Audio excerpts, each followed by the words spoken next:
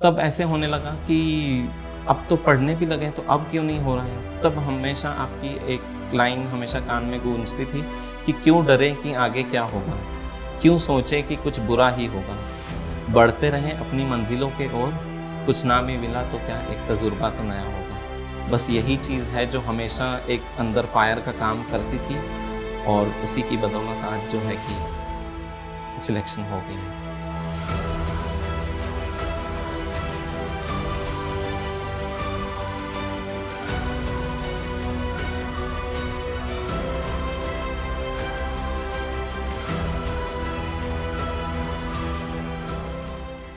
नमस्कार दोस्तों, स्वागत है आप सभी का chamomile TV toppers and initiative by Unacademy. मैं हूं अंकुश लांबा और मैं बैंकिंग के लिए मैथ्स और रीजनिंग पढ़ाता हूं।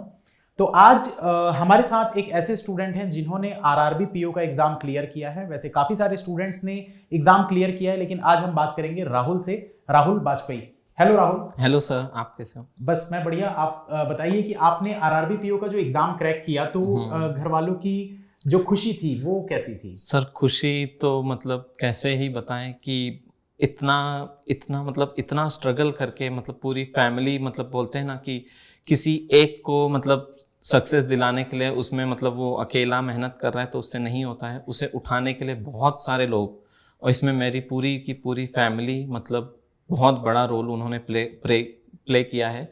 और उसमें से एक आप भी हो जिसने मतलब बहुत ज़्यादा और इस प्लेटफॉर्म ने मतलब इतनी ज़्यादा हेल्प की है मुझे इस चीज़ को अचीव करने के लिए, जिसे मैं मतलब वर्ड्स नहीं है मेरे पास उसे डिस्क्राइब करने के लिए। तो आप समझ सकते हो कि मतलब कितना ये इम्पोर्टेंट था मेरे लिए। राहुल, ये तो मैं जानता ही हूँ। मैं काफ़ी समय से वैसे भी तुमको क्लास में देखता था, तो मैं कुछ कुछ चीज़ें तुमसे पूछना चाहता हूँ क्योंकि मेन दिक्कत ये होती है कि जब स्टूडेंट्स तैयारी कर रहे होते हैं, एक स्टूडेंट ऐसा होता है जो 2-4 महीने में चीज़ें सीख जाता है, 6-8 महीने में पेपर क्लियर कर लेता है। कुछ स्टूडेंट्स ऐसे होते हैं जिनको थोड़ा समय लग जाता है, कुछ ऐसे होते हैं जिनको बहुत ज़्यादा समय लगता है। तो आज राहुल से हम ये चीज़ जानेंगे कि आप जब 2 साल से प्रिपेयर कर रहे हैं या 2 साल से ज़्यादा अगर आपको हो गया है, तो प्रिपरेशन करते समय जो हम डीमोटिवेट होते हैं तो उसको कैसे इन्होंने ओवरकम किया, कैसे मतलब डीमोटिवेट होते थे और फिर से अपने आप को मोटिवेट करके अपने पढ़ाई को कंटिन्यू किया।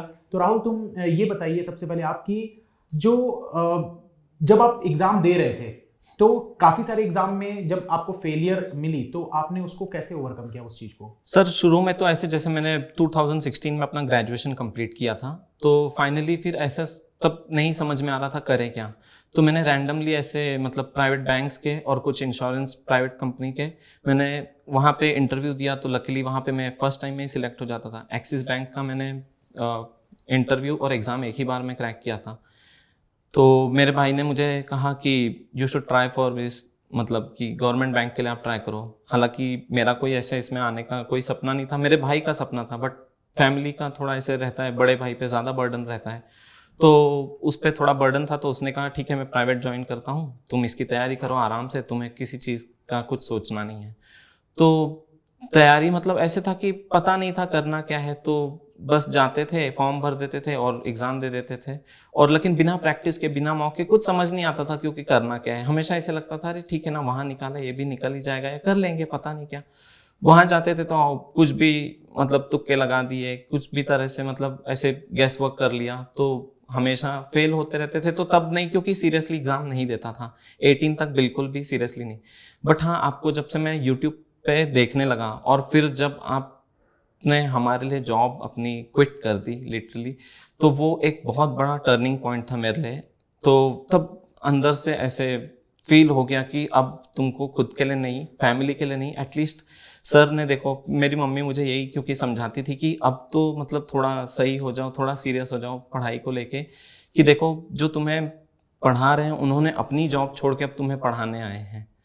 तो क्योंकि आज भी मुझे वो सब चीज़ें याद है कि आप वहाँ से इतना दूर आपको पोस्टिंग मिली थी नक्सलाइट एरिया में, आप रात रात को इतना लेट आके आप कभी कभी बिना खाना खाए 11-11, 12-12 बजे तक हम लोगों के लिए क्लासेस लेते थे।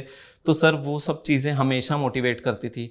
फिर आप एक चीज़ हमेशा कहते थे, जब सीरियसली जब पढ़ने लगा मैं, तब ऐसे होने लगा कि अब तो पढ़ने भी लगे तो अब क्यों नहीं हो रहा है। तब हमेशा आपकी एक लाइन हमेशा कान में गूंजती थी कि क्यों डरे कि आगे क्या होगा, क्यों सोचे कि कुछ बुरा ही होगा, बढ़ते रहें अपनी मंजिलों के ओर, कुछ ना भी मिला तो क्या एक तजुर्बा तो नया होगा। बस यही चीज़ है जो हमेशा एक अंदर फायर का काम करती थी, और उसी की बदौलत आज जो है कि सिलेक्शन हो गया है। और मतलब ये भी था कि आपने आरआरबी पीओ की जॉब क्विट की थी, तो आपने ये भी तब कहा था कि मेरे एक की जॉब मतलब मेरे क्विट करने से अगर किसी एक की भी जॉब लगती है तो मेरी वो चीज़ पूरी हो जाएगी। लेकिन आपने अकेले ने जॉब क्विट करके पता नहीं कितने लोगों की जॉब लगवा दी, और मेरा सबसे बड़ा मतलब मोटिवेशन का चीज़ यही लगता था मुझे कि आपने आरआरबी क्विट किया है ना, आरआरबी पीओ, तो मुझे वही बन के दिखाना है आपको। और फाइनली चलो, बहुत बहुत बधाई हो इस चीज़ के लिए। और ये मतलब काफ़ी अच्छा लगा मुझे भी इस चीज़ को सुनकर। तो राहुल, यहाँ पर हम स्ट्रेटजी शेयर करना चाहेंगे स्टूडेंट्स के साथ। तो एक एक करके मैं सब्जेक्ट वाइज पूछूंगा। हाँ। जो कॉमन डाउट्स होते हैं आप सभी के, तो वो मैं एक एक करके राहुल से पूछूंगा, जिससे कि आप लोगों को भी हेल्प होगी कि कैसे हमको अपनी तैयारी करनी चाहिए बैंकिंग की। तो राहुल, सब्जेक्ट वाइज हम स्टार्ट करते हैं। जीके के लिए आपने कैसे तैयारी की अपनी, क्योंकि जीके में बहुत दिक्कत होती है स्टूडेंट्स को। सर देखो, जीके में ऐसा था कि बचपन से पता नहीं मुझे मैप्स वगैरह देखने का, चीज़ें एक्सप्लोर करने का, कौन सी कंट्री कहाँ पे है, कितने कॉन्टिनेंट्स है, ये सब चीज़ें बचपन से ही मतलब एक लगाव था जीके के लिए, अलग सा ही अटैचमेंट रहता था। तो मतलब ये था कि एग्ज़ाम देते थे तो तब ये नहीं समझ में आता था कि इसमें पढ़ना क्या होता है। तो धीरे धीरे यूट्यूब पे यहाँ वहाँ बहुत घूमे, लेकिन जो आपने सजेस्ट किया था, और हम सब जानते हैं कि यूट्यूब पे ऑलरेडी जो एक ही टीचर हैं जो जीके आपका मतलब इतना उन्होंने स्ट्रॉन्ग करा दिया, मैं उनका नाम लेना चाहूँगा, गौरव गर्ग सर, और उनको बहुत बड़ा थैंक यू कहना चाहूँगा, क्योंकि वो नहीं होते तो जीके कभी भी मतलब इजी नहीं था। उन्होंने चीज़ों को इतना आसान करके, मतलब अब जैसे हम लोग एग्जांपल ले लें कि कोई एक टॉपिक जैसे वो बता रहे, जैसे महाराष्ट्र के बारे में अगर बता रहे हैं, तो कोई भी एक, जैसे महाराष्ट्र के परभनी वाले डिस्ट्रिक्ट में एशिया की पहली सोलार टेक्सटाइल मिल शुरू हुई है, तो वो साथ में आपको ये भी बता देंगे कि महाराष्ट्र की कैपिटल मुंबई है, सीएम ये हैं जो भी मतलब वो टाइम पे थे, और ये इतने डिस्ट्रिक्ट्स हैं महाराष्ट्र में, मुंबई को इकोनॉमिक कैपिटल बोला जाता है। फिर बुल्धाना डिस्ट्रिक्ट है, तो वहाँ पे वो क्यों था बुल्धाना डिस्ट्रिक्ट, जैसे अभी रिसेंटली ये लोनार लेक के लिए रिसेंटली न्यूज़ में था, क्योंकि उसको रामसर साइट डिक्लेयर किया था। फिर जैसे ही रामसर साइट का जैसे ही नाम आता है तो रामसर कन्वेंशन तुरंत ही आ जाता है, जो कि ईरान में है। तो ये सब चीज़ें उन्हीं की दी हुई हैं।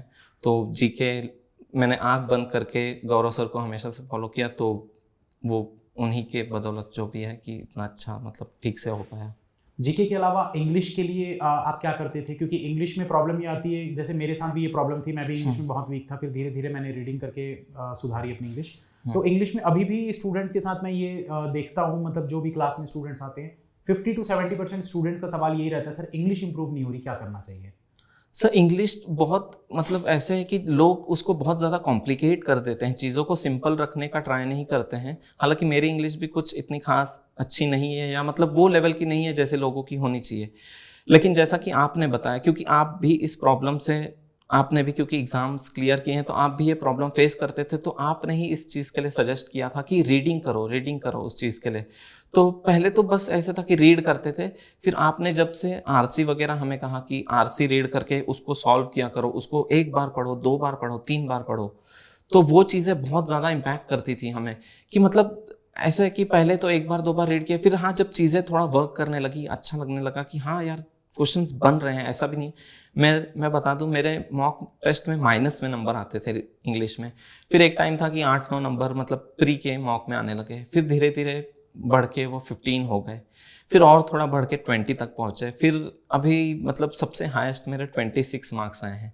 तो ये सिर्फ आपकी वजह से, क्योंकि आप सिर्फ 2 ही चीज़ देखो, ग्रामर मुझे कुछ भी नहीं आता है, और जैसा कि आपने कहा था कि बिना ग्रामर के भी आप अच्छा स्कोर कर सकते हो, तो मुझे ग्रामर अभी रिसेंटली मुझे कुछ डाउट था जैसे एडवर्ब या एडजेक्टिव में, तो मुझे कुछ खास नहीं समझ में, मतलब मुझे मेरे फ्रेंड से पूछना पड़ता था कि मतलब ये थोड़ा डिफ्रेंशिएट करके बता दो मुझे, तो मैं उसका क्वेश्चन बना लूँ। तो नई चीज़ें उतनी वर्क कर रही थी मेरे लिए अच्छे से। तो आप जैसे बताते थे कि न्यूज़पेपर रीड करो, तो न्यूज़पेपर रीड करने मतलब एक जब वो हैबिट बन जाती है ना, तो आपको वो काम किए बिना अच्छा नहीं लगता है, ऐसे होने लगा। तो न्यूज़पेपर, फिर डेली न्यूज़पेपर बहुत ज़्यादा रीड किया, और फिर मैंने बुक्स वगैरह, जब जो लॉकडाउन का हमारे पास टाइम था, तो वो हम सब के लिए गोल्डन अपॉर्चुनिटी थी एक तरह से, जैसे आप बताते थे हमें कि जो भी है अभी एग्ज़ाम्स जैसे आगे नहीं, थोड़ा लेट से होने वाले हैं, या जो भी लॉकडाउन लगा है, तो उसको आप अपने लिए यूज़ करो उस चीज़ को। तो मैंने भी उसी तरह से कि हर एक एडवाइस मैंने वो टाइम पे फॉलो की, और मैंने नॉवेल्स वगैरह बहुत ज़्यादा, यहाँ तक कि ऐसा है कि 200-300 पेजेस की जो नॉवेल्स होती हैं वो मैं 12-12 घंटे में एक बार जब बैठ गया, इंटरेस्ट इतना बढ़ गया था रीडिंग को लेके। तो मेरा एक ख्याल से यही है कि English is all about your reading skills. मतलब आपकी जितनी अच्छी स्किल्स, आप जितना ज़्यादा रीडिंग करोगे उतना ही, सिर्फ आपको इंग्लिश सब्जेक्ट में ही नहीं फ़ायदा मिलेगा उसका फ़ायदा आपको जीके में भी मिल जाएगा, उसका फ़ायदा आपको मैथ्स और रीजनिंग में भी मिल जाएगा। क्योंकि रीजनिंग में भी आप जैसे जानते हो कि बहुत ज़्यादा कॉम्प्लिकेट जब क्वेश्चंस, जब मेंस लेवल का क्या है क्वेश्चंस का, सिर्फ ये है कि आपको लैंग्वेज वैसे बढ़ा के दे देता है। डीआई का भी यही है, आप हमें जब डीआई समझाते हो तो आप एकदम कॉम्प्लिकेटेड वाला जो क्वेश्चन होता है वो आप बताते हो ना, उसमें क्वेश्चन में कुछ नहीं है, सिर्फ लैंग्वेज इस तरह की दी होती है कि जो हम समझ नहीं पाते हैं, क्योंकि हमारी रीडिंग उस लेवल की नहीं होती, हमने डेली नहीं किया रहता है। तो जीके और इंग्लिश के बाद अब हम बात करेंगे क्वांट की, क्योंकि क्वांट में भी स्टूडेंट्स को प्रॉब्लम आती है। रीजनिंग के बारे में आखिरी में बात करेंगे क्योंकि मेरा ही सब्जेक्ट है, तो मैं थोड़ी ज़्यादा चीज़ों के बारे में बात करूंगा। तो क्वांट में मैं सिर्फ डीआई पढ़ाता हूँ, और क्वांट के लिए आपने क्या क्या चीज़ें की थी और कैसे इम्प्रूव किया? क्या आप मतलब पहले वीक थे? क्योंकि सारी चीज़ें डिटेल में स्टूडेंट्स को बताइएगा, जरूर। क्योंकि बहुत सारे स्टूडेंट्स के साथ ये होता है कि जो शुरुआत से अच्छे नंबर ले आते हैं, लेकिन कुछ ऐसे भी होते हैं जिनके शुरुआत में बहुत कम 2, 4, 8 नंबर आते हैं, तो वो कैसे इम्प्रूव कर सकते हैं? सो देखिए, मैं हमेशा से एक बिलो एवरेज स्टूडेंट रहा हूँ, चाहे वो स्कूलिंग हो जाए, कॉलेज हो जाए, या फिर बैंकिंग ही क्यों ना हो जाए। तो क्वांट्स मेरा हमेशा से वीक सेक्शन रहा है। मतलब मुझे लिटरली, मतलब मुझे ऐसे, मैं आई वाज लाइक, मतलब हेट करता था मैं क्वांट को, मुझे बिल्कुल नहीं पसंद आता था। मुझे ऐसा लगता था कि पहले जैसे सेक्शनल टाइमिंग नहीं होता था ना एग्जाम्स में, मैं तब से एग्जाम दे रहा हूँ, मतलब 2020 का जैसे सेक्शनल टाइम नहीं होता था, तो मैं सोचता था कि मैं रीजनिंग 35 पूरे ले आऊँगा नंबर, इंग्लिश में 10-15 ले आऊँगा, और मैथ्स में जो भी थोड़ा बहुत बन पाए वो थोड़ा बहुत। तो वो थोड़ा बहुत हमेशा ऐसे हो जाता था कि मैथ्स का कट ऑफ नहीं क्लियर हो पाता था। तो फिर ऐसे लगा कि जब ये सेक्शनल टाइमिंग आ गया, तब आपने कहा कि अब तो सबको सब कुछ पढ़ना पड़ेगा। तब भी नहीं समझ में आ रहा था, क्योंकि आप सिर्फ पहले रीजनिंग पढ़ाते थे।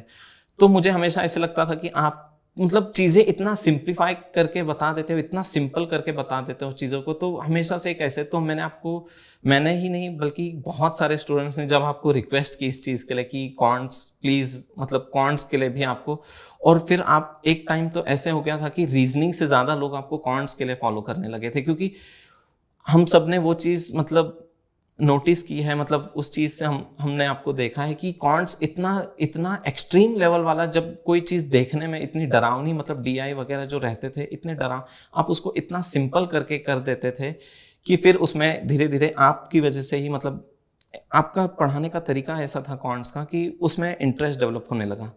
और जब एक बार इंटरेस्ट किसी चीज़ में आ जाता है तो फिर हम कभी पीछे मुड़ के नहीं देखते हैं। तो आप हमेशा पहले ये बताते थे कि जैसे सिंप्लीफिकेशन हो गया, तो हमको जैसे 35 मार्क्स का पेपर है, प्री की बात कर रहा हूँ, तो पहले हमें ये करना है कि हम जो हाथ के मार्क्स होते हैं वो हमारे हाथ से ना जाएं।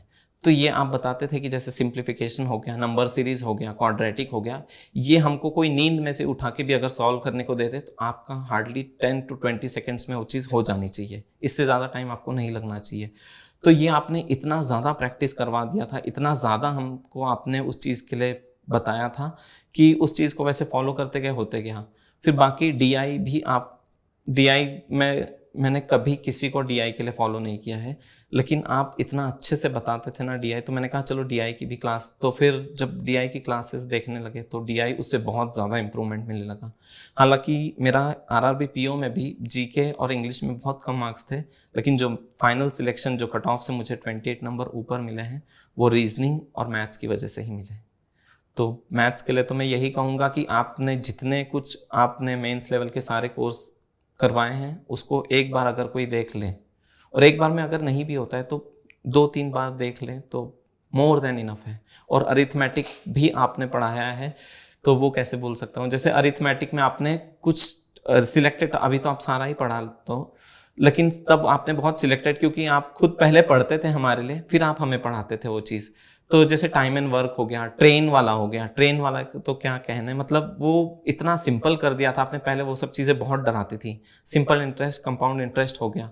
मेरी फ्रेंड है दिव्या सिंह, उन्होंने भी मुझे बहुत ज़्यादा हेल्प की क्वांट में। हालांकि जब आप क्लास आप पढ़ा देते थे, अब जैसे होता है ना कि आपसे जब पूछना है डाउट वगैरह क्लास में सबके सामने, जैसे अभी कोई छोटा बच्चा है तो उसको ABCD पढ़ा चुके हैं, हाँ, तो जब वो टीचर से क्वेश्चन करेगा तो किसी स्पेलिंग में उसको दिक्कत आ रही है वही कर पाएगा, वो ये नहीं पूछेगा ए के बाद ही क्यों बी आता है। तो वो वहाँ पे मेरी वो फ्रेंड हेल्प करती थी दिव्या, जो कि जिसको मैं मतलब एक फ्रेंड, मतलब हम लोग साथ में पढ़ते हैं ना, तो ये हो जाता है कि आपको अगर ए के बाद बी आ रहा है, क्यों आ रहा है, रीज़न नहीं पता है, ये चीज़ क्यों हो रही है ना, तो आप वो फ्रेंड से पूछ सकते हो। लेकिन आप वही चीज़ थोड़ा आप डरते हो मतलब टीचर से, हालांकि आपसे कोई डर नहीं रहता था, लेकिन आपके पास टाइम ही इतना तब लिमिटेड रहता था कि वो थोड़ा मुझे लगता था कि ये चीज़ सर से नहीं पूछनी चाहिए, आपस में ही इतना सॉल्व कर लेते थे।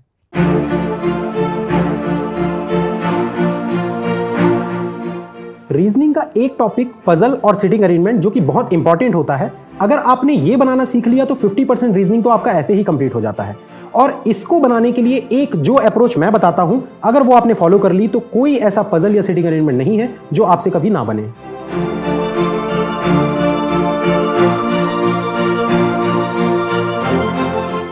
बैंक के एग्जाम को क्रैक करने के लिए एक टेक्निक जो आपको पता होनी चाहिए वो ये है कि कौन से क्वेश्चंस अटेम्प्ट करने हैं, इससे ज्यादा इंपॉर्टेंट होता है कि कौन से क्वेश्चंस को आपको स्किप करना चाहिए। एग्जाम को क्रैक करने के लिए एक अच्छी स्पीड और एक्यूरेसी का होना जरूरी है। तो मैं आपको यह सिखा सकता हूं कि आप स्पीड को बरकरार रखते हुए अपनी एक्यूरेसी भी कैसे मेंटेन कर सकते हैं। 0.25 से सिलेक्शन रुक जाने की जो फीलिंग होती है वो मुझसे बेहतर कोई नहीं जानता, लेकिन सिलेक्शन ना होने के बाद भी एक जुनून होना ये बहुत बड़ी बात होती है। और इसी जुनून को लेकर मैं आगे बढ़ता चला गया, अपनी गलतियों से कुछ सीखता गया और उन्हीं गलतियों को इम्प्रूव करते हुए जब 2017 में मैंने एग्ज़ाम दिया तो मेरे काफ़ी सारे पेपर क्लियर हुए, जैसे कि bank of Baroda PO, Indian bank PO, RRB PO, RRB clerk और आईडीबीआई पीओ।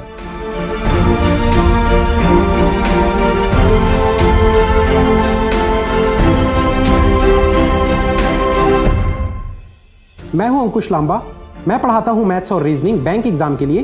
अनअकैडमी का लर्निंग ऐप डाउनलोड करें और मुझे वहां फॉलो करें। तो राहुल, यहाँ पर एक चीज़, जैसे कि आपने कहा कि अर्थमेटिक के कुछ टॉपिक्स मैंने पढ़ाए थे, लेकिन यहाँ पर मैं एक सवाल करना चाहूँगा, क्योंकि अर्थमेटिक में हमेशा डीआई के फॉर्म में ही पढ़ाता था, बट अभी भी काफ़ी स्टूडेंट्स के ये सवाल आते रहते हैं कि अर्थमेटिक को इम्प्रूव कैसे किया जाए। तो इसमें आपने कैसे इम्प्रूव किया अर्थमेटिक को, और मतलब दूसरे स्टूडेंट्स को आप क्या कहना चाहेंगे कि वो अपने अर्थमेटिक पोर्शन को कैसे इम्प्रूव कर सकते हैं? सबसे पहले तो मेरे हिसाब से जैसा है कि अगर कोई आपको फॉलो कर रहा है या कोई जिसको सीखना है, अरिथमेटिक का टॉपिक क्लियर करना है या अरिथमेटिक के कंसेप्ट्स क्लियर करने हैं, तो सबसे पहले ऐसा है कि जैसा आप पढ़ाते हो डीआई को लेके अरिथमेटिक, तो वो जब एक बार आपने समझा दिया तो अगर आप उसको वापस, जैसे मैथ्स को भी रिवीजन की ज़रूरत लगती है, हम सिर्फ सोचते हैं कि जीके पढ़ लिया, रीजनिंग वैसे प्रैक्टिस कर लिया, और मैथ्स आप अगर ऐसा है कि आपने एक दिन बनाया और 2 दिन बाद अगर आप वही कंसेप्ट 2 दिन आपने नहीं बनाया, 2 दिन बाद अगर आप वो कंसेप्ट देखते हो तो आप भूल जाते हो कंसेप्ट को। तो आप उसमें ऐसा है, कोई आपको शॉर्टकट नहीं बता सकता है, आप खुद से शॉर्टकट बना सकते हो उसमें। तो उसका यही है कि जैसे अब आपकी जैसे क्लास हो जाती थी तो उसके बाद मैं वही डीआई को उसी दिन या नेक्स्ट डे जैसे टाइम अलाउ करता था, मैं वही चीज़ वापस ट्राई करता था और एग्जाम के टाइम में फिर से वो चीज़ को ट्राई करता था। तो इससे ये रहता था कि जैसे मैं क्वेश्चन रीड कर रहा हूँ ना, तो आपकी वॉइस ऐसे कान में गूंजती थी कि ये देखो यहाँ पे ये चीज़ ऐसे करना है, यहाँ पे इसने इस तरह से क्वेश्चन फंसा के दिया है। तो वो चीज़ बहुत हेल्प करती थी जब आप उसको वापस प्रैक्टिस करते हो। एक बार तो आपने सीख लिया, लेकिन उसके 2-3 बार जो आप लिमिटेड चीज़ें सीखो, ऐसा नहीं है कि सारा सीख लो, सारा मतलब बहुत कम। अब जैसे मैं अपनी बात कर रहा हूँ, मैं बहुत बिलो एवरेज स्टूडेंट हूँ, तो मैंने बहुत लिमिटेड चीज़ें सीखी थी मैथ्स में, क्योंकि मुझे पता था ज़्यादा एक साथ, मतलब बोलते हैं ना, आप जैसे बताते थे एक साथ एक ही दिन में सारा खाना नहीं खा सकते।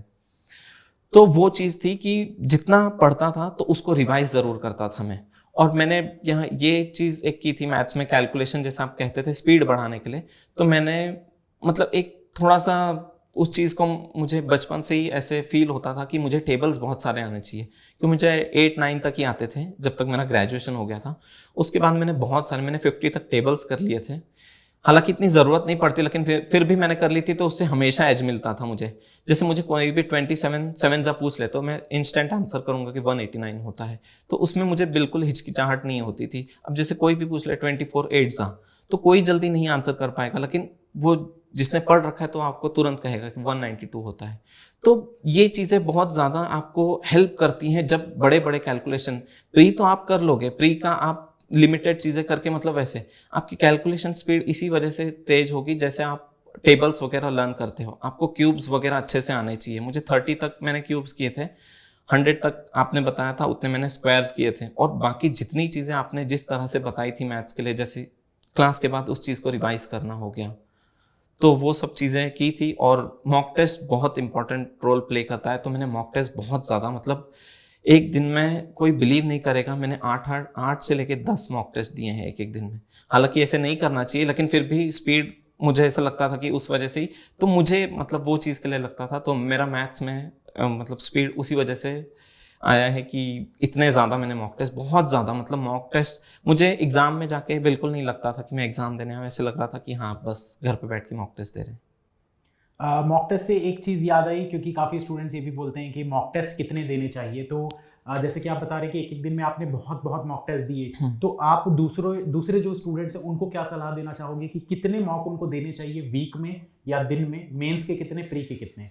जब मैं जैसे कर रहा था, क्यों मैं और कहीं से नहीं, आप जैसे बताते थे कि सिर्फ आपके पास कंटेंट इतना सारा है ना कि आपको नहीं, कुछ लोग सोचते हैं कि कहाँ से प्रैक्टिस करें ये वो, फिर बैठे रहते हैं, पता नहीं क्यों बैठना रहता है उन्हें, कि मतलब रुके रहेंगे कि कहीं से कंटेंट मिल जाए, सर पीडीएफ दे दो, पीडीएफ जमा करते रहते हैं। आपने कहा था पीडीएफ सिर्फ जमा, पीडीएफ आप सॉल्व कर लो तुरंत, ठीक है, नहीं तो बस वो पड़ी रह जाती है। तो ये मेरे साथ भी होता था, तो मैंने जितने भी पीडीएफ वगैरह वो सबसे सॉल्व करना मैंने लिटरली बंद कर दिया था। क्लासेस में जो आप बताते थे वो पीडीएफ में सेव कर लेता था, और उसी दिन या 1-2 दिन में उसको जैसे भी है वापस से रिवाइज कर लेना है, ताकि वो कंसेप्ट हमेशा आप उस पर आपकी पकड़ रहे।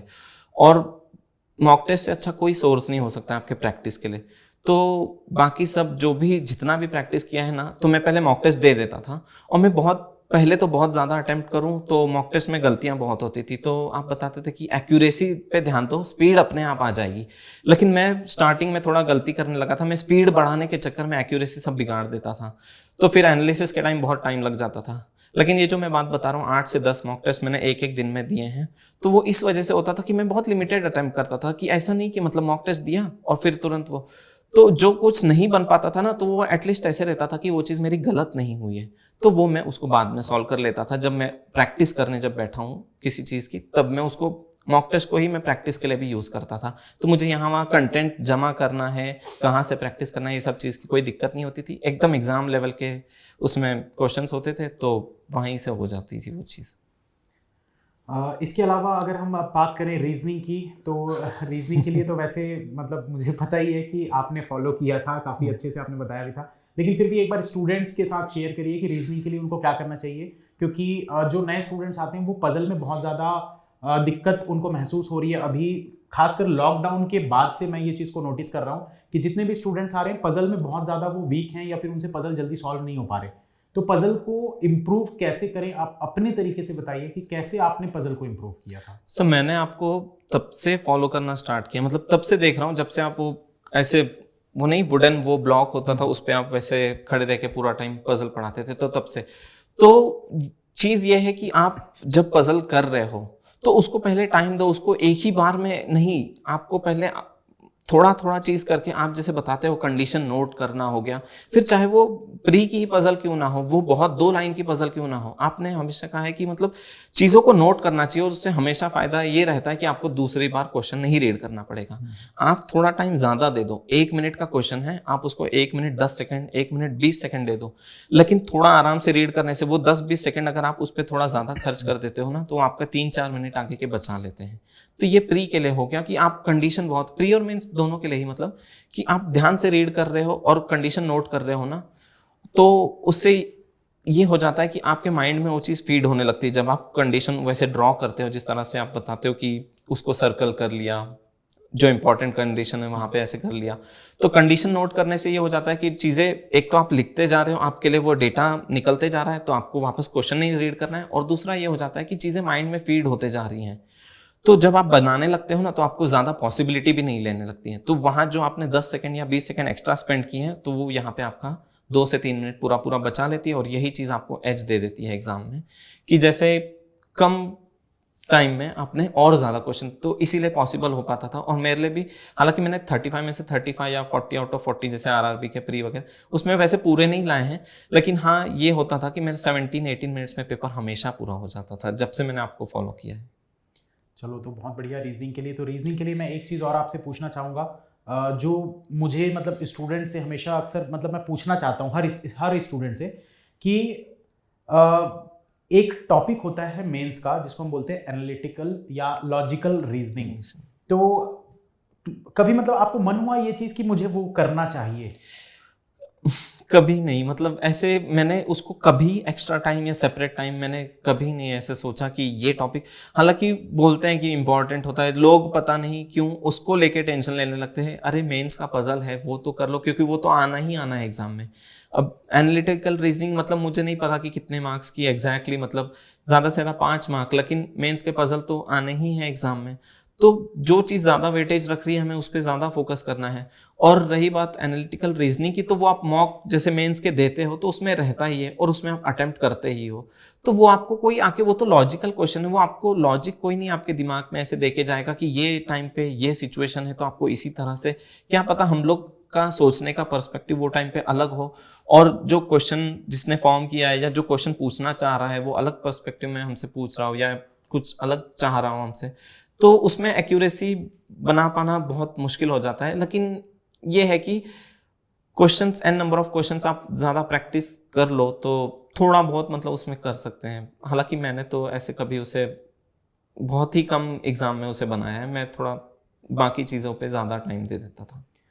इंटरव्यू के लिए अपना एक्सपीरियंस आप बताइए। आरआरबी पीयू का इंटरव्यू जब हुआ था तो कैसा आप फील किए और कैसे आपने इंटरव्यू दिया था, क्या क्वेश्चंस थे? हाँ सर, इंटरव्यू के लिए सबसे बड़ा वाला थैंक यू, मेरी एक फ्रेंड है शालिनी जी जो कि कपिल सर की सबसे फेवरेट स्टूडेंट हैं, और कपिल सर को भी मैं बहुत बड़ा वाला थैंक यू कहना चाहता हूँ, क्योंकि उन्होंने जो अभी रिसेंटली 5 क्लासेस ली थी एक ही दिन में, मुझे लग रहा है शायद 3 से 4 क्लासेस उन्होंने लिए थे, और बहुत इतना अच्छे से, इतनी अच्छी अप्रोच, क्योंकि सर कपिल सर बहुत ज़्यादा डिसिप्लिन और बहुत ज़्यादा मतलब प्रॉपर एकदम बोलते हैं ना कंप्लीट पैकेज के लिए जाने जाते हैं कि कोई उनका लेवल मैच नहीं कर सकता जब बात उनके जीके पढ़ाने की आती हो। और बैंकिंग अवेयरनेस जो है, मैंने कपिल सर से बहुत ज़्यादा मतलब उन्होंने जो उनके फ्री वीडियोस में और बहुत सारी जगह सर ने इतनी बार बैंकिंग अवेयरनेस पढ़ा दिया है कि लिटरली वो एक टाइप से मतलब ऐसा था कि जैसे बैंकिंग अवेयरनेस का मतलब जैसे ही कहीं भी नाम सुनो या रीड करो तो तुरंत कपिल सर ध्यान में आते थे। और उनकी वो जो 5 क्लासेस थी इंटरव्यू के लिए, कैसे जाना है आपको, कैसे ग्रेड करना है, कैसे डोर ओपन करना है, इंटरव्यू को बैक नहीं दिखाना है, इतनी माइन्यूट चीज़ें, तो वो तो सिर्फ कपिल सर ही बता सकते हैं कि मतलब, और मैंने कुछ भी नहीं किया था इंटरव्यू में, मैंने सिर्फ कपिल सर की क्लासेस देखी थी और मैंने कुछ भी नहीं, सिर्फ यहाँ वहाँ का थोड़ा अपने स्टेट के बारे में पढ़ाई की थी जो कि सर ने बताया था, और इंट्रोडक्शन सर ने सारा कुछ बता दिया था मुझे। कोई अगर वो क्लासेस देख ले तो ऑलरेडी उनको पता चल जाएगा, तो उसके लिए कपिल सर को बहुत बड़ा वाला थैंक यू कहना चाहूँगा, क्योंकि हर एक चीज़ उन्होंने कवर कर दी थी। जो हमारे डाउट्स रहते थे सर का सिर्फ ऐसा था कि आप लोग सिर्फ आओ क्लास में और सिर्फ बैठो, ज़्यादा कुछ क्वेरी नहीं करना है। तो सर एक एक करके जो हमारे मन में डाउट्स होते थे सर ने सारे क्लियर कर दिए थे, और पहले तो बहुत नर्वस था कि अब इंटरव्यू अब कैसे करेंगे, तो उन्होंने चीज़ें इतनी सॉर्टेड वे में इतनी सिंपल कर दी थी कि अपने आप वो चीज़ को लेकर कॉन्फिडेंस आ गया, तो वो इंटरव्यू भी ठीक ठाक हो ही गया। अच्छा, ये जैसे कि अभी आपने आरआरबी पीओ का एग्जाम क्लियर किया, तो इससे पहले काफ़ी सारे मतलब एग्जाम्स ऐसे भी हुए होंगे मेंस वगैरह जो क्लियर नहीं हुए होंगे, कुछ 2-4 नंबर से 5 नंबर से, तो डीमोटिवेट हो गए होंगे। तो मतलब कैसे आपने अपने आप को मोटिवेट किया कि मुझे फिर से अगली बार पेपर की तैयारी, क्योंकि 1 साल बैठकर फिर से उसी एग्जाम की तैयारी करना, बार बार वही चीज़ें पढ़ना, तो इस चीज़ के लिए कैसे आपने अपने आप को मोटिवेट किया? सर ये बहुत डिफिकल्ट होता है कि खुद को वापस उसी ट्रैक पे, जैसे आपने तैयारी कर ली है तो आपको लगने लगता है, एक फीलिंग अंदर से आने लगती है। आप अगर अच्छा परफॉर्म करके आए हो तो आप बहुत कॉन्फिडेंट होते हो। जैसे इस बार में था कि आरआरबी क्लर्क के टाइम पे मैं उतना कॉन्फिडेंट नहीं था, कि मुझे लग रहा था कि मैंने नहीं एक्यूरेसी ठीक रखी है। और मेंस के टाइम तो पिछले बहुत सारे, यही आरआरबी पीओ मेंस 2019 का मेरा 0.75 से मेंस का ये रुक गया था, रीजनिंग का सेक्शनल, तो इतना बुरा लगा था तभी। लेकिन उसको नेगेटिव वे में नहीं लेते हुए आपने कहा था मुझे कि अगर आपका 0.75 से, तो ये कोई रीज़न नहीं होता है मेरा 0.75 से रुक गया, मेरा तो 1 मार्क से रुक गया। आप कहते थे कि उस चीज़ को अपने मोटिवेशन में, मतलब अब इस तरह से मेहनत करनी है, कि कट ऑफ से मतलब 10-15 नहीं, सीधे इतने ज़्यादा नंबर लाओ कि कोई आपको पीछे ना छोड़ सके। आप हमेशा ये चीज़ बताते थे हमें कि इतनी ज़्यादा मेहनत करो कि कोई आपको पीछे, हाँ, कभी दूसरों को पीछे छोड़ने का मत सोचो, हाँ, अपने आप को इस जगह पर लेकर जाओ कि कोई दूसरा आपको पीछे ना छोड़ पाए। कोई दूसरा आपको पीछे ना छोड़ पाए। तो वो सब चीज़ लिटरली कानों में ऐसे मतलब एक पूरी बॉडी को गूज बम्स आता था। आप फिर इतने सारे ऑडियो मैसेज हमें देते थे, और मोटिवेशन देखो, मोटिवेशन अंदर से आता है, कोई आपको थोड़ी देर के लिए ही मोटिवेट कर सकता है। फिर पेरेंट्स को देखते थे तो पेरेंट्स इतना ज़्यादा मेहनत कर रहे हैं, और फिर देखते थे ना कि स्टार्ट क्यों किया है आपने, जब डीमोटिवेट ही होना है तो वो तो टाइम, डीमोटिवेशन एक थोड़े टाइम के लिए रहता है। जिस दिन रिजल्ट आया, तो मैं भी मानता हूँ कि कोई मशीन नहीं होता है, इमोशन सबके पास होते हैं। तो थोड़ी देर के लिए आप उस दिन जो भी है, थोड़ा देर वो टाइम आप पढ़ाई का मत सोचो, वो टाइम पे आप थोड़ा कहीं बाहर निकल जाओ। ज़्यादा टाइम मैं अपनी मम्मी से बहुत ज़्यादा फ्रैंक, मतलब बहुत ज़्यादा क्लोज बॉन्ड शेयर करता हूँ। तो मैं ज़्यादा करके मम्मी के पास ही बैठता था, मैं अपने भाई से बात करता था, और मैं 1-2 दिन मतलब थोड़ा रिलैक्स रखता था, मतलब नहीं पढ़ाई करता था, मैं फैमिली के साथ पूरा टाइम स्पेंड करता था। तो फैमिली से अच्छा मोटिवेशन कुछ नहीं हो सकता है। आप उनके साथ बैठो, चीज़ें शेयर करो। आप जब चीज़ें शेयर करते हो तो आपके अंदर जो एक गिल्ट या जो भी अंदर से बहुत सारे मतलब ऐसे रहता है ना, मन भर जाता है कि सिलेक्शन नहीं हुआ है, ये वो, कि थोड़े के लिए रह गया या मेंस नहीं निकला मेरा, ऐसे बुरा तो सभी को लगता है। तो वो चीज़ें आप जब शेयर करोगे, अपने अंदर से बाहर निकाल दोगे, तो फिर से आप अच्छी चीज़ें इनटेक करने के लिए रेडी हो जाते हो। तो फिर वापस इसी तरह से खुद को हमेशा बैक करता था। घर वालों का बहुत ज़्यादा सपोर्ट था, तो किसी चीज़ के लिए ऐसा नहीं होता था कि अब तुमको ये बार सिलेक्शन लेना ही है, ये हो जाएगा नहीं तो ऐसे हो जाएगा। वो लोग पूरा प्रॉपर सपोर्ट देते थे।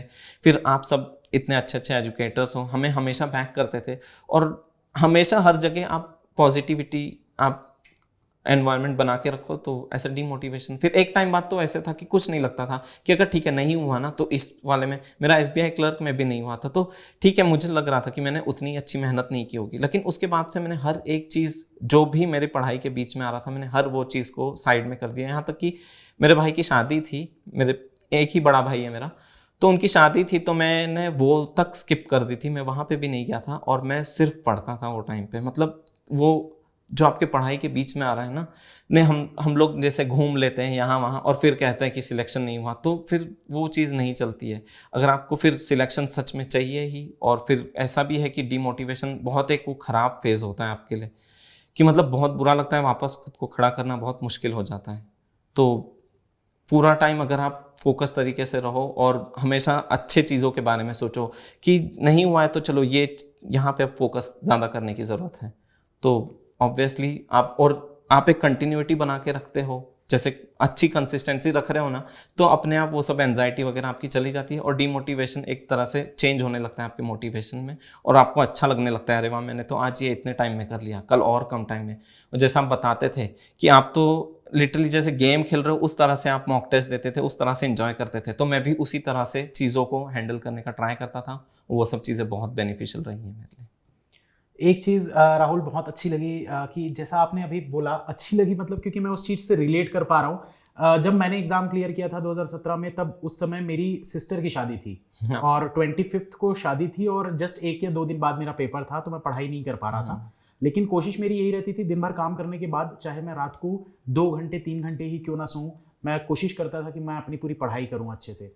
तो ये चीज़ हमको इसका फल ज़रूर मिलता है, जैसा कि आपको भी मिला है। और ये मुझे कहीं ना कहीं उस समय ये चीज़ फील हुई थी अंदर से कि जब हम अपना पूरा 100% डेडिकेशन दिखाते हैं, तो फिर चाहे हम पढ़ाई 8 घंटे कर रहे हो चाहे 4 घंटे कर रहे हो, सिलेक्शन ज़रूर हो जाता है। तो इस शुरुआत में जैसा कि राहुल ने एक लाइन बताई थी मोटिवेशन के लिए, जो मैं कहा करता था, तो मैं आप सभी को भी वो लाइन एक बार फिर से कहना चाहूँगा। क्यों डरें कि ज़िंदगी में क्या होगा, क्यों हर वक्त सोचें कि बुरा होगा, बढ़ते रहें बस अपनी मंजिलों की ओर, कुछ ना भी मिला तो क्या, एक तजुर्बा तो नया होगा। तो दोस्तों, अपने तजुर्बे पर ध्यान दीजिए, अपने एक्सपीरियंस पर। ये मत सोचिए कि आप फेल हो गए हैं या 2 नंबर से रुक गए, 1 नंबर से रुक गए, क्योंकि आपको एक एक्सपीरियंस मिला है एग्जाम में। उस एक्सपीरियंस से आप कुछ ना कुछ सीखेंगे और नेक्स्ट टाइम अपनी गलतियों को सुधार कर आप कुछ अच्छा कर सकते हैं। तो राहुल, मैं आपसे ये पूछना चाहूँगा कि जैसे ऑफलाइन कोचिंग और ऑनलाइन कोचिंग, आपने पढ़ाई की है, काफ़ी क्लासेस वगैरह फॉलो की है मेरी और भी टीचर्स की, तो आपको ऑनलाइन कोचिंग में और ऑफलाइन कोचिंग में क्या डिफरेंस लगता है? सो मेरे हिसाब से अब आजकल का मतलब जो लेवल है कंपटीशन का, तो उसमें आप ये नहीं अफोर्ड कर सकते हो कि आप पहले ऑफलाइन कोचिंग के लिए जा रहे हो, फिर वहाँ पे चीज़ें ऐसे हो जाती है। मैं दोनों चीज़ आपको मतलब बताऊंगा, ऑफलाइन और ऑनलाइन दोनों के लिए। तो ये हो जाता है कि बहुत मुझे ऐसे फील होता है कि ऑफलाइन कोचिंग बहुत ज़्यादा आउटडेटेड है आज के कंपटीशन के हिसाब से, क्योंकि आपका बहुत ज़्यादा टाइम यहाँ वहाँ आने जाने में, और वहाँ पे मतलब जो पेस आपका, आप जैसे ऑनलाइन पढ़ रहे हो तो आप घर पे रहते ही पढ़ लिए और फिर तुरंत आप अपना दूसरा प्रैक्टिस करने लगे, या छोटा मोटा जो भी आपको घर का काम है वो आपने कर लिया। लेकिन ऑफलाइन में ऐसा है कि आपको एक रूटीन, अब ऑफलाइन हो जाता है कि ऐसे कि एक टाइम पे फिक्स है तो वो आपको वापस नहीं पढ़ाएंगे। जो एक बार जो चीज़ें उन्होंने सिखा दी तो सिखा दी, उसके बाद आपको वो चीज़ रिपीट नहीं होने वाली है। ऑनलाइन में ये फ़ायदा रहता है कि आप किसी रीज़न से, क्योंकि हर किसी के पास कभी ना कभी ऐसे रीजंस आते हैं, अनअवॉइडेबल रीजंस होते ही हैं कि आप नहीं वो चीज़ को कर पाओगे वो टाइम पे।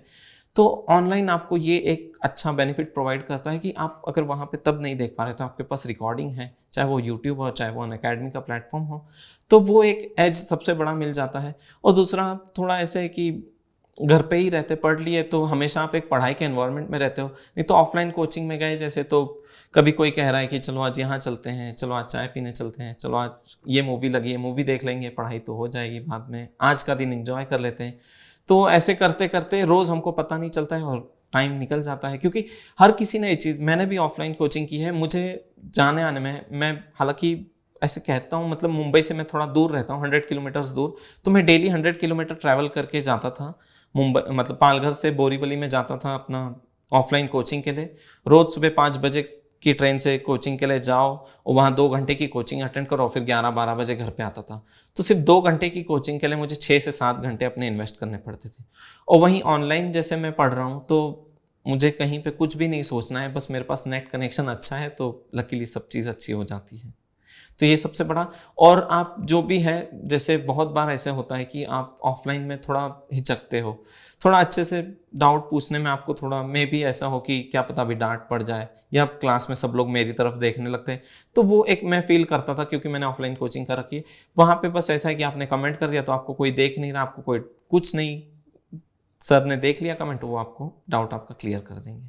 तो ये फ़ायदा होता है। तो राहुल, एक चीज़ और मैं पूछना चाहूँगा कि जैसे कि अभी कोविड के सर्कमस्टेंसेस में कुछ 6 महीने का लॉकडाउन जो था, 6 महीने तक सारे ऑफलाइन कोचिंग बंद हो गए थे, ऑनलाइन ही था सब कुछ।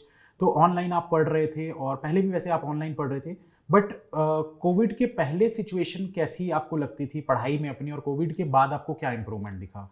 सो मैंने जैसे ऑफलाइन कोचिंग आपको बताया, मैंने सिर्फ 2016 में 45 डेज़ का ही वो कोर्स था, तो उतने टाइम के लिए ही किया था।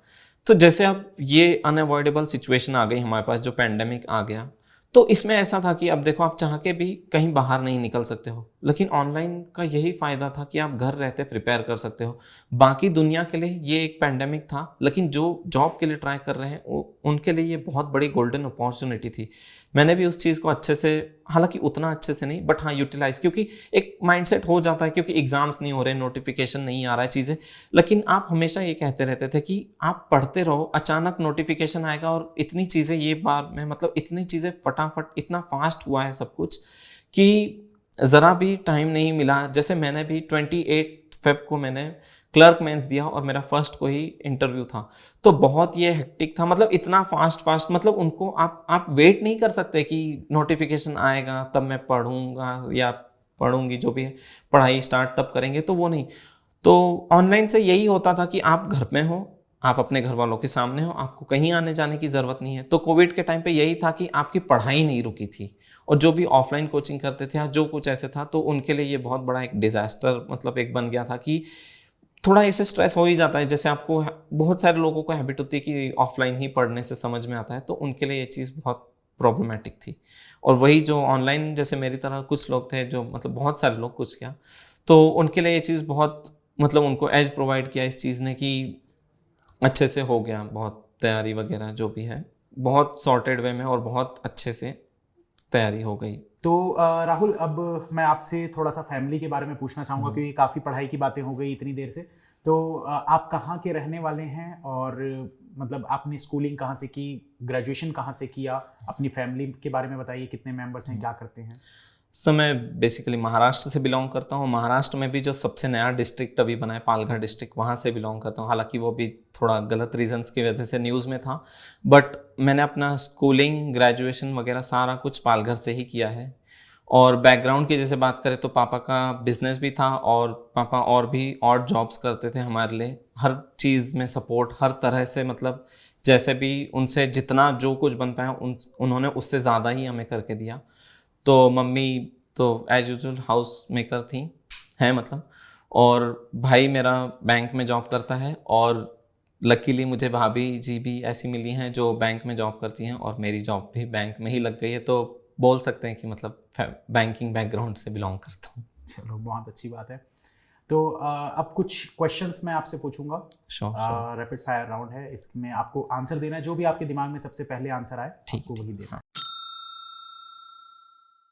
तो पहला सवाल है कि लॉकडाउन में आपने कोई एक नई हॉबी बनाई क्या अपनी? रीडिंग की हॉबी। रीडिंग की हॉबी। मैंने बहुत सारी नॉवेल्स, बहुत ज़्यादा मैंने इनफैक्ट 5 से 6 नॉवेल्स लिटरली।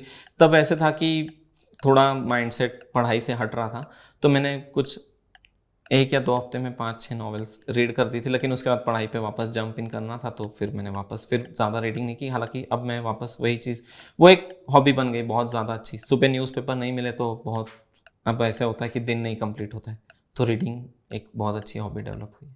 अगर आपको पास्ट में जाके किसी के साथ कॉफ़ी पीने का मौका मिले तो किसके साथ पीना चाहेंगे? तो फिर ऐसे मैं आपके साथ। बस मजाक कर रहा था यार। एक ऐसा टैलेंट जो आप चाहते हैं कि आपके अंदर हो?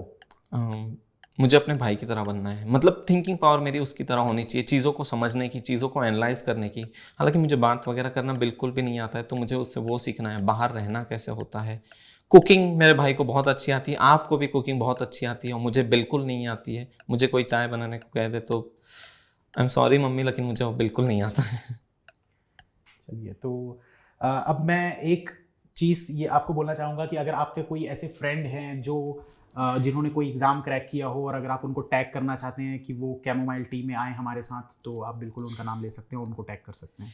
तो मेरी एक फ्रेंड है जो, मतलब हम लोग ऐसे टेलीग्राम पे आपकी क्लासेस देखते हुए हम लोग की ऐसे मतलब जो भी है बातचीत हुई थी, तो हम लोग बेसिकली बहुत एकदम पढ़ाई ओरिएंटेड ही हम लोग का जो भी है हमेशा फोकस रहता था। तो इंटरव्यू की तैयारी मैंने उनके साथ की थी, तो उनका तो दोनों क्लियर हुआ है, आरआरबी पीओ और क्लर्क। मेरा सिर्फ आरआरबी पीओ हुआ है। तो इंटरव्यू हम दोनों ने साथ में तैयार किया था, तो उनका बहुत अच्छे मार्क्स से क्लियर हुआ है। तो अलविया खान जो मेरी फ्रेंड हैं, कन्नौज से बिलोंग करती हैं, यूपी से, उनको मैं नॉमिनेट करना चाहूँगा। तो अलविया, उम्मीद करता हूँ कि बहुत जल्द हमारी टीम आपसे कांटेक्ट करेगी और आप यहाँ पर कैमोमाइल टीम में आकर अपनी स्टोरी हमारे साथ शेयर करेंगी। तो राहुल, बहुत अच्छा लगा आपसे बात करके, आपकी स्टोरी जानकर। तो आपके लिए हमारी कैमोमाइल टीम की तरफ से एक गिफ्ट है। Thank you so much sir, thank you, congratulations आपको। Thank you. तो राहुल, आपका एक्सपीरियंस कैसा रहा आज का CTWT का? सर बहुत अच्छा, इतना अच्छा एक्सपीरियंस, मतलब पूरा दिन बना दिया। मेरे घर से यहाँ तक आने तक हर कुछ इतना अच्छे से चीज़ें अरेंज करके, इतनी प्रॉपर चीज़ें मैंने आज तक नहीं देखी थी।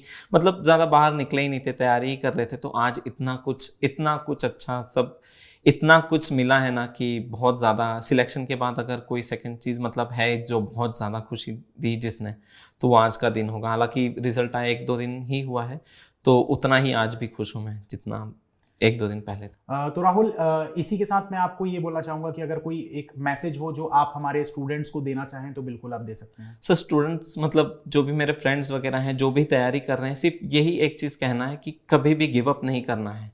और 1-2 चीज़ें हमेशा याद रखनी है, what doesn't kill you makes you stronger. और एक और चीज़ है कि आप उस इंसान को कभी नहीं बीट कर सकते। You can't beat a person who never gives up. तो कभी भी गिव अप नहीं करना है। जैसा सर ने कहा है कि बढ़ते रहें अपनी मंजिलों की ओर, कुछ ना भी मिला तो क्या, एक तजुर्बा तो नया होगा, और वही एक्सपीरियंस आपको आगे काम देगा। तो राहुल, बहुत अच्छा लगा आपसे मिलकर। सेम हियर, बहुत ज़्यादा अच्छा लगा। और आपने इतना ज़्यादा सपोर्ट प्रोवाइड किया है कि बोलते हैं जो मेरी फैमिली को, मुझे नहीं पता था इतनी ज़्यादा खुशी होगी, तो उसमें आपका एक बहुत बड़ा हाथ है। तो एक बार फिर से आपको congratulation. Thank you so much. और जितना मतलब इस चीज़ के लिए, इस खुशी के लिए मतलब मैं हूँ, उतने ही ज़्यादा मतलब मैं इसका शेयर आपको देना चाहूँगा। Thank you. तो दोस्तों, बहुत बहुत शुक्रिया आप सभी का वीडियो को आखिरी तक देखने के लिए। और अगर आप लोगों ने अभी तक चैनल को सब्सक्राइब नहीं किया है तो जल्दी से चैनल को सब्सक्राइब कर दीजिए, बेल आइकॉन को प्रेस कर लीजिए ताकि आने वाले जितने भी वीडियोस हैं उनकी नोटिफिकेशन आपको मिलते रहे। वीडियो को लाइक और शेयर करना बिल्कुल भी ना भूलें। Thank you, have a nice day. चल उठ जा, let's crack it, जोर दे लगा, let's crack it, भीड़ को छोड़ दे, let's crack it, रास्ते मोड़ दे।